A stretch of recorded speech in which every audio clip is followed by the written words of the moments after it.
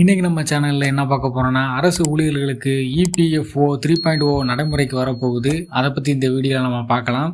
நாடு முழுவதும் இபிஎஃப்ஓ 3.0 என்ற புதிய அமைப்பை ஊழியர்கள் வருங்கால வைப்பு நிதி அமைப்பு அறிமுகப்படுத்துகிறது. ஊழியர்கள் வருங்கால வைப்பு நிதி அமைப்பான இபிஎஃப்ஓ 7 கோடிக்கும் அதிகமான உறுப்பினர்களின் எண்ணிக்கை கொண்டுள்ளது.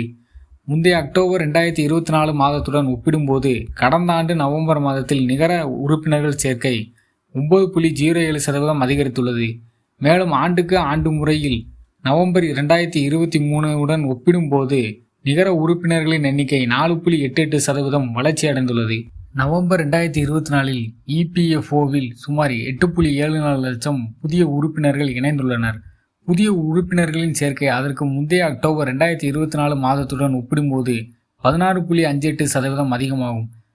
மேலும் ஆண்டுகளுக்கு ஆண்டு பகுப்பாய்வின்படி முந்தைய ஆண்டு இதே மாதத்தை விட புதிய உறுப்பினர் சேர்க்கை 18.8% அதிகமாகும்.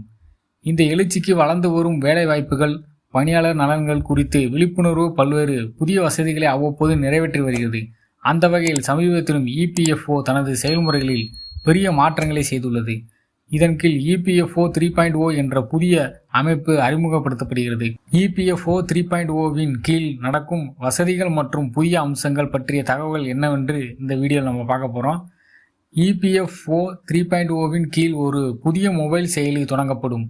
இந்த செயலியின் மூலம் இபிஎஃப்ஓ உறுப்பினர்கள் தங்கள் இபிஎஃப் கணக்கு இருப்பை எளிதாக செக் செய்து கொள்ளலாம். கூடுதலாக இபிஎஃப் பணத்தை கிளைம் செய்வதும் மிகவும் எளிதாகிவிடும்.